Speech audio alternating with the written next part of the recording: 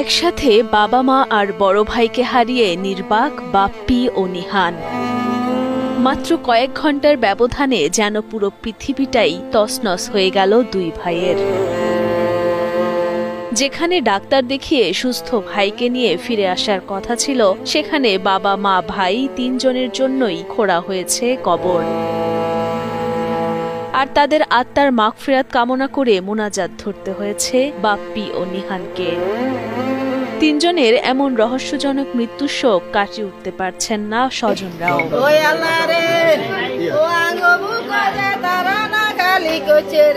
শুক্রবার সকালে লক্ষ্মীপুরের রামগঞ্জ উপজেলার দেহলা গ্রামের আধাকড়া উচ্চ বিদ্যালয় মাঠে জানাজা শেষে দাফন সম্পন্ন হয় প্রবাসী মনির হোসেন, তার স্ত্রী নাসরিন আক্তার স্বপ্না এবং প্রতিবন্ধী ছেলে নাইমের।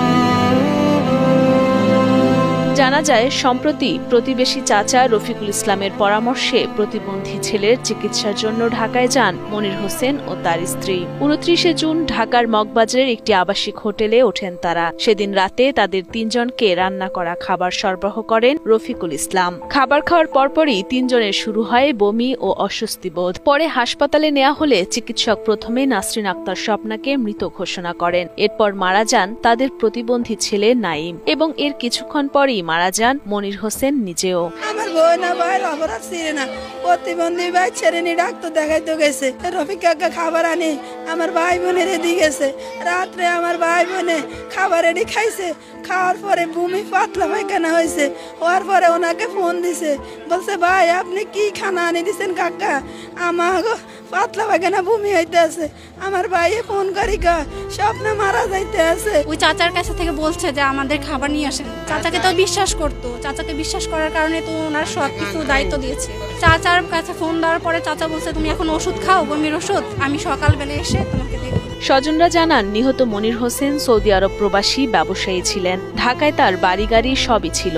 সেসব সম্পত্তি দেখভালের দায়িত্বে ছিলেন প্রতিবেশী চাচা রফিকুল ইসলাম। বিগত 3 বছর আয় ব্যয়ের হিসাব না দেওয়ায় তাদের মধ্যে একদিন কথা কাটাকাটিও হয়। এরই জেরে খাবারে বিষক্রিয়া মিশিয়ে তিনজনকে রফিকুল হত্যা করেছে বলে দাবি পরিবারের। ঢাকার রমনা থানায় সাধারণ ডায়েরি করা হলে সন্দেহভাজন হিসেবে পুলিশ হেফাজতে নেওয়া হয় রফিকুলকে।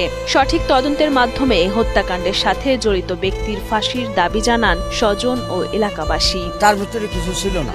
সবাই এখানে দেখেন শুধু একটাই রিপোর্ট পাইবেন যে খুব ভালো মানুষ। এবং এখন বর্তমান ওনারা চাইতেছে এবং আমরা চাইতেছি যে মহিলাটা এবং তার স্বামী তার ছেলেকে যার হাতে মৃত্যু হয়েছে তার হাসির বাস কথা একটাই। সবাই তো অনুমান করতেছে যাকে এখন সুষ্ঠু তদন্তের মাধ্যমে, যেহেতু ওনার পোস্টমর্টম রিপোর্টও গেছে ডাক্তারের কাছে, আমরা আশা করি যে যাদের হাতে টাচ লাগছে, কখন খাবারগুলো নিয়েছে, সুষ্ঠু তদন্তের মাধ্যমে যারা ওনার এই গাড়ি বাড়িগুলা মানে আদান প্রদান করে। আসলে সবাই টাকা করে, কিন্তু আমার আপু দুলাভাইয়ের এখন টাকাই কাল হয়েছে।